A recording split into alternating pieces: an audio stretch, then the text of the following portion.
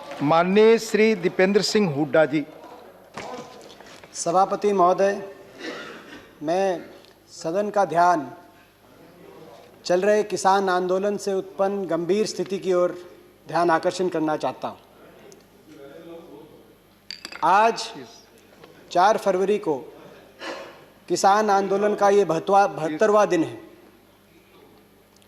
सारी सर्दी बारिश में लाखों की तादाद में लोग किसान आंदोलन में शामिल हैं। इस दौरान 11 राउंड बातचीत के सरकार और किसान के बीच बेनतीजा बातचीत के 11 राउंड हुए। फिर भी आज जो स्थिति है,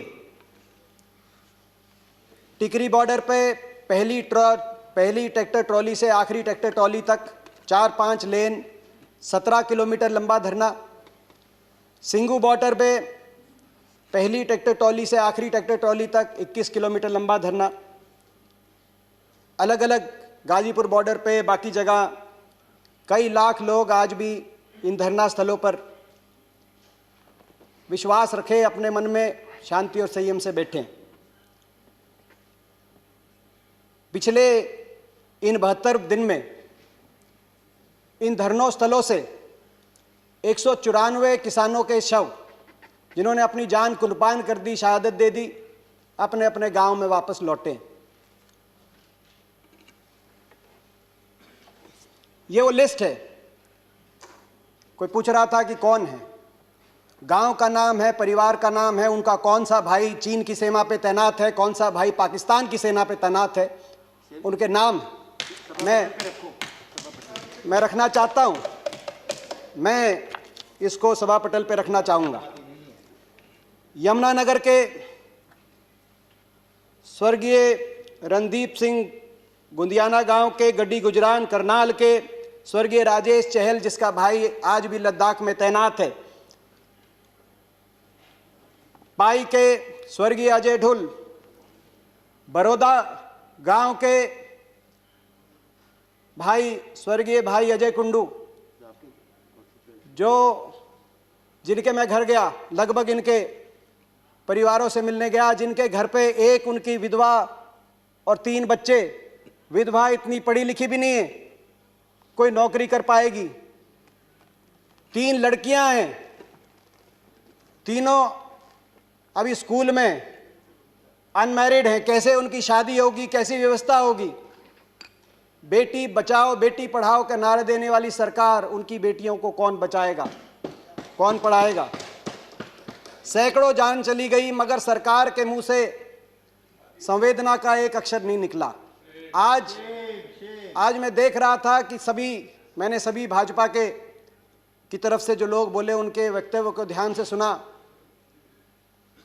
इन 194 परिवारों के लिए कोई संवेदना के शब्द की बात तो दूर की बात है, जिक्र तक नहीं हुआ। ज्योतिरादित्य सिंधिया जी बोल रहे थे, 15 साल तक मेरे साथ लोकसभा में थे, उन्होंने एक किसान का जरूर जिक्र किया 26 जनवरी को, जिसने अपनी जान गंवाई। प्रचंड बहुमत का अहंकार भी दिखाई दिया, कहा कि लोग हमारे साथ हैं, मगर इन इलाकों के अंदर जनता का विश्वास ये सरकार खो चुकी है। इसका अंदाजा इस बात से लगाया जा सकता है कि हरियाणा में मुख्यमंत्री अपने गृह क्षेत्र में या उप मुख्यमंत्री अपने गृह क्षेत्र में को कार्यक्रम भी नहीं कर पाएंगे, ना कर पा रहे। उपचुनाव के बाद उपचुनाव हरियाणा के अंदर सरकार को हार का मुंह देखना पड़ रहा है, जबकि 4 साल सरकार के बाकी हैं। जनता का विश्वास कितना इस सरकार के पास है? मैं सभापति महोदय कहना चाहता हूं, ये जो धरने टिकरी बॉर्डर पे, सिंगू बॉर्डर पे, ये मेरा गृह क्षेत्र है, मैं वहीं से आया हूं। मैं इन धरनों पे गया हूं, एक एक ट्रॉली के अंदर झांक के मैंने किसान से बात करी है, मैं इन घरों में गया हूं। मुझे आपका संरक्षण चाहिए। मैं सदन के बीच में सच्चाई रखना चाहता हूं, केवल सच्चाई रखना चाहता हूं। ये स्थिति में हम कैसे पहुंचे? 5 जून 2020 को कोरोना आपदा के बीच में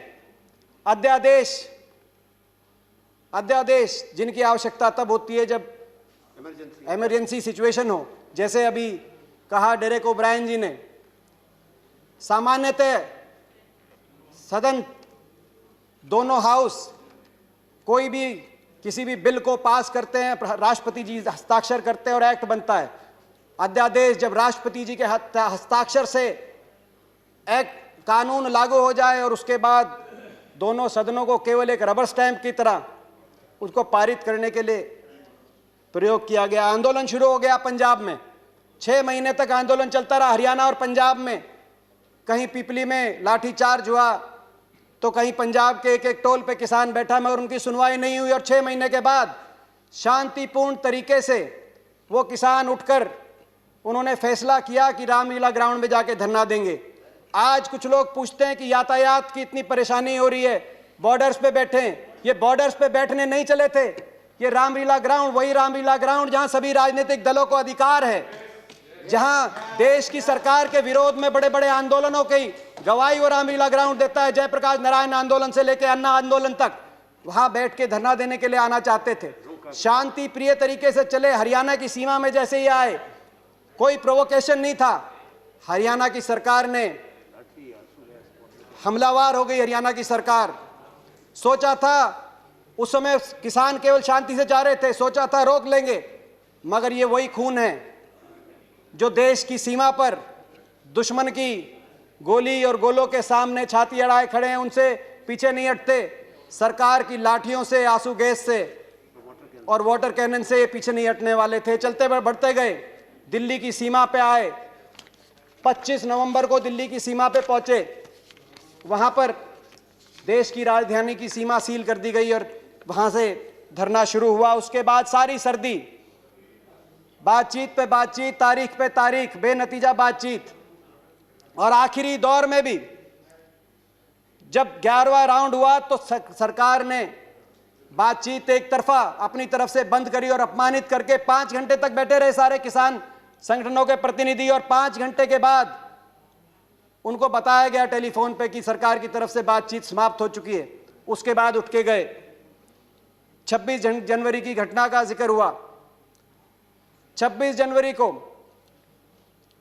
जो कुछ भी हुआ, लाल किले पे जो हुआ वो असहनीय। कहीं कोई उपद्रव होता है, असहनीय। उसकी जांच भी होनी चाहिए, जो दोषी भी हों उनके खिलाफ कड़ी से कड़ी कार्रवाई भी होनी चाहिए। लेकिन न्याय का तकाजा है, दोषी तो बचे नहीं मगर निर्दोष फंसे नहीं। यह व्यवस्था है न्याय की हमारे देश में। 26 जनवरी की जब घटना आई तो इस घटना की निंदा सारे किसान संगठनों ने करी। उन्होंने सबने अपने आप को इस घटना से अलग कर दिया और कहा जो दोषी हैं उच्च स्तरीय निष्पक्ष जांच हो। तरह तरह के लोगों के नाम सामने आ रहे हैं। कई लोग कुछ राजनीतिक दल से संबंधित भी हैं, कई लोग कईयों के इलेक्शन एजेंट भी रहे हैं, मगर मैं आज उस विषय में नहीं जाना चाहता। उनके नाम सामने आ रहे हैं, सारे तथ्य सामने आए, दोषियों के खिलाफ सजा हो। सारे किसान संगठनों ने कहा उनकी बात पे यकीन किया जाना चाहिए। इसीलिए किया जाना चाहिए कि ये 2.5 महीने से बैठे, मेरे इलाके में बैठे, मेरे गृह क्षेत्र में बैठे। 2.5 महीने में पुलिस के थानों से आप पता करा लिए सभापति महोदय, लाखों की तादाद में बैठे हैं। किसी को तंग करने की बात तो दूर है, किसी की तरफ हिंसा की बात तो दूर है, किसी एक रेडी वाले से एक मूंगफली और एक केला भी अगर किसी ने छीना हो, इन किसानों ने किया हो, एक कंप्लेंट पुलिस में आई हो, या 26 जनवरी को भी किसी दिल्ली के थाने में एक कोई दुकानदार, एक कोई रेडी वाला पहुंचा हो कि ये मूंगफली भी ली है किसी ने, वहां जाके आप पता करिए। लोग कहेंगे कि किसान ने अपना भी हमारे साथ, अपने साथ साथ हमारा भी भोजन का इंतजाम यहाँ पे जहाँ पे बैठे हैं उन्होंने किया है। इनकी बात पे इसीलिए भी यकीन किया जाना चाहिए कि इन धरनों से 200 लाशें, लगभग 194 लाशें जब वापस गई, आदमी विचलित हो जाता है, उत्तेजित हो जाता है। गुलाम नबी आजाद साहब ने बड़े बड़े किसान आंदोलनों की याद दिलाई इस सदन को और कहा कि हर आंदोलन में सरकार झुकी थी, चाहे ब्रिटानिया सरकार हो या आजाद भारत की सरकार। और यह आंदोलन इसलिए अलग है क्योंकि सरकार झुक नहीं रही। एक और वजह से आंदोलन अलग है, चाहे वो पगड़ी समाल जट्टा आंदोलन हो 1905 का, चाहे वो चंपारण सत्याग्रह हो, चाहे वो बरदौली का आंदोलन हो गुजरात का। किसी आंदोलन में इतने किसानों ने अपनी जान कुर्बान नहीं करी जितने इस आंदोलन में किसान कर। मगर ये विचलित नहीं हुए, लाशें इन धरनों से अपने अपने गांव में जाती रही। विचलित नहीं हुए, शांति से संयम से बैठे रहे। इनकी नीयत का अंदाजा उससे लगाना चाहिए देश को। न्याय का तकाजा था, दोषी बचे नहीं और निर्दोष फंसे नहीं। लेकिन क्या हुआ इस घटना के बाद? इस घटना के बाद निर्दोष लोगों पर को निशाना बनाया गया। झूठे मुकदमे किसान पर, पत्रकारों पर। किसान आंदोलन को बदनाम करने के लिए मीडिया का एक तबका, साजिशें और षड्यंत्र बड़े बड़े रचे जाने लगे। किसान की आवाज को कुचलने के लिए प्रचार तंत्र हमलावर हो गया, प्रचार तंत्र झोंक दिया गया। प्रजातंत्र नहीं, प्रचार तंत्र। आज ये प्रजातंत्र नहीं है, प्रचार तंत्र है। प्रचार से, प्रचार के लिए, प्रचार द्वारा प्रचार तंत्र।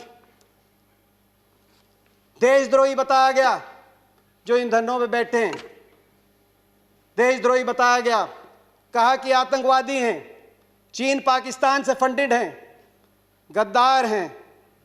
मैं पूछना चाहता हूं, जो बाप यहां बैठा है जिसको गद्दार बताया जा रहा है, देशद्रोही बताया जा रहा है, उसका बेटा चीन की सीमा पे तैनात है। अगर वो गद्दार है तो वो उसका बेटा क्या है? मैं सदन से पूछना चाहता हूं। मैं माननीय रक्षा मंत्री से पूछना चाहता हूं, ये जो दिल्ली के आसपास का इलाका है, हरियाणा, पंजाब, पश्चिमी उत्तर प्रदेश, राजस्थान, जय जवान जय किसान को चरितार्थ करती हुई भूमि, मुझे गर्व है। मैं इस भूमि का एक बेटा हूं, मैं किसान का बेटा हूं। ये भूमि, ये वही भूमि है। मैं केवल हरियाणा की बात करूं, हर 10वां सैनिक फौज का आज भी हरियाणा से। 20% हमारे खाद्य भंडार, आज हरियाणा का किसान मेहनत करके 20% खाद्य भंडार बनने का काम करता है। देश के लिए 40% मेडल, चाहे ओलंपिक हो, कॉमनवेल्थ हो, एशियाई खेलों में हरियाणा के खिलाड़ी लाने का काम करते हैं। जब ओलंपिक में और एशियाई खेलों में उस किसान का बेटा देश का झंडा ऊंचा करे, उस किसान का बेटा जब सीमाओं से तिरंगे में लिपट के शहादत देकर वापस आए, आज उस किसान को तिरंगे के ऊपर उपदेश दिए जा रहे हैं। मैं पूछना चाहता हूं, उससे ज्यादा कौन देशभक्त हो सकता है? मैं पिछले हफ्ते बताऊं, मैं अपने इलाके की बताना चाहता हूं, इस इलाके के बारे में। मैं पिछले हफ्ते में मेरे क्षेत्र में, मेरे गृह क्षेत्र में 3 डेड बॉडी आई, एक अरुणाचल से, एक लद्दाख से।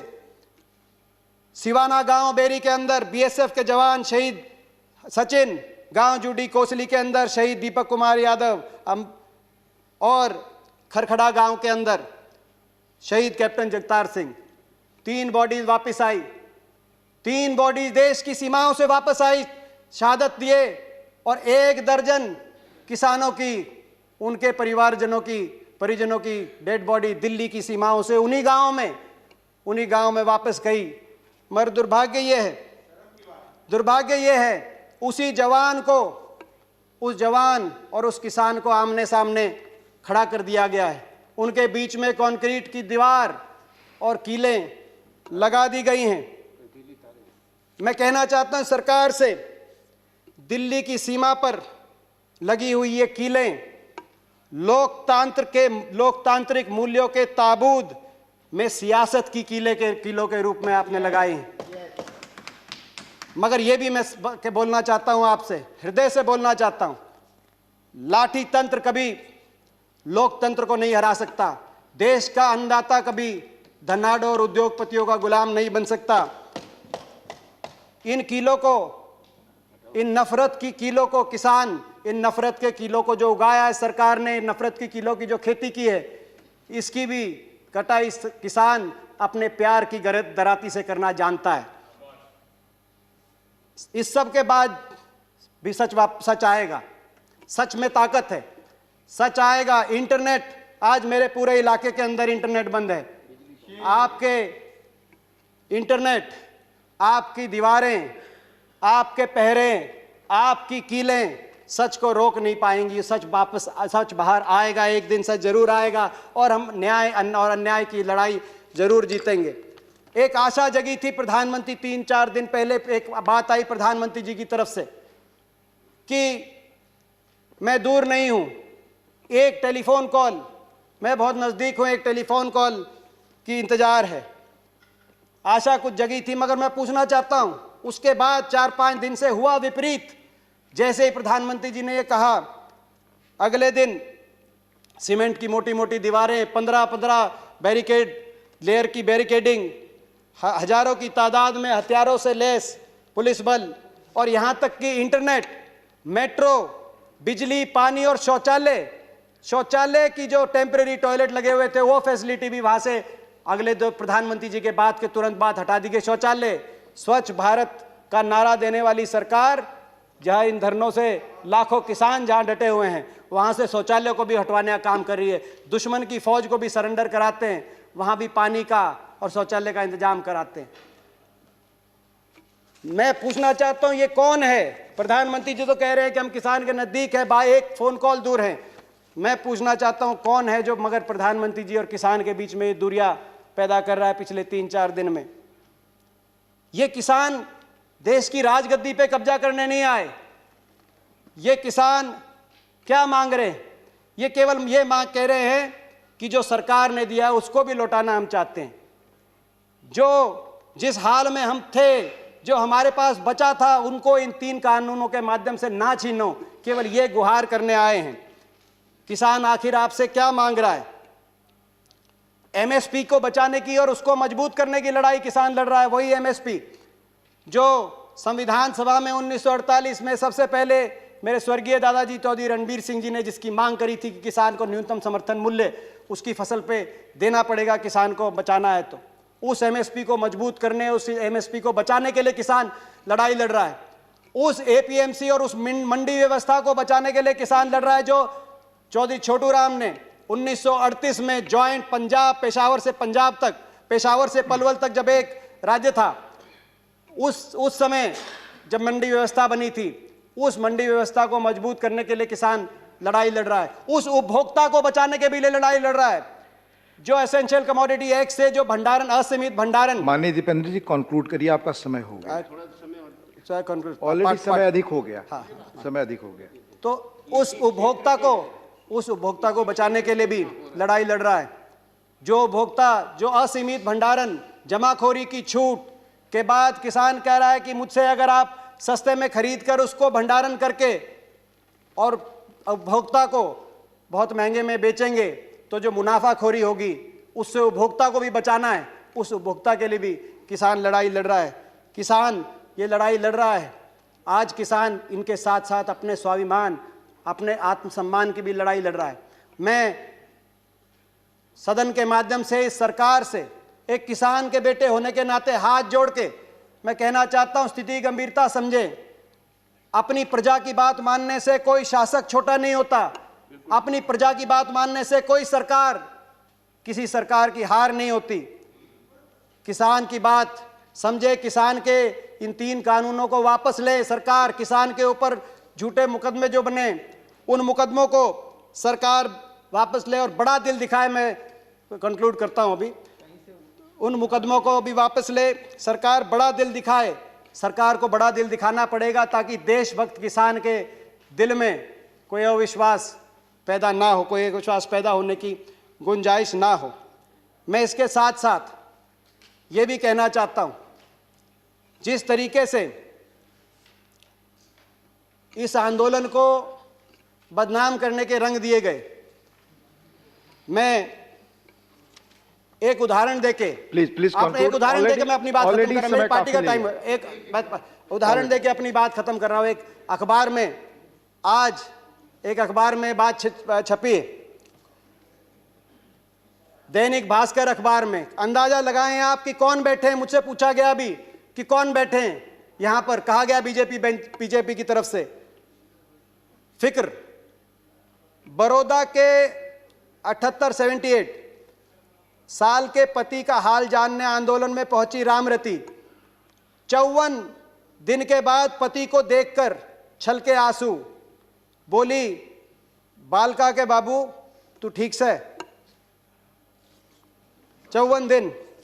मैं सरकार को कहना चाहता हूं, किसानों की बात माने हाथ जोड़कर, और आत्ममंथन भी करे सरकार। यह आत्ममंथन का भी समय है सरकार का। आप आत्मनिर्भर की बात कर रहे हैं। अभी बोल रहे थे कि भाई किसान के लिए क्या किया। ये वही किसान है आजादी के समय 30 करोड़ का पेट पालने के लिए बाहर से आपको लाना पड़ता था ना, आज 135 करोड़ देश का पेट पालने का काम। सभापति मुझे आखिरी वाक्य, 135 करोड़ देश का पेट पालने का काम सरकार, ये किसान करते हैं और फिर भी एक्सपोर्ट की गुंजाइश रखते हैं। आत्मनिर्भर इन्होंने बनाया है। आत्मनिर्भर बनाने की आप बात करते हो, मैं चेतावनी देके आपको अपनी बात समाप्त करता हूं। आत्ममुग्ध सरकारें, भूपेंद्र जी आप तो हिंदी के ज्ञाता हैं, आत्ममुग्ध सरकारें आत्मनिर्भर भारत का निर्माण नहीं कर सकती है, चेतावनी मैं देना चाहता हूं। और एक वाक्य के साथ अपनी बात खत्म करता हूं। जय जय जवान, जय किसान, जय हिंदुस्तान। धन्यवाद दीपेंद्र जी।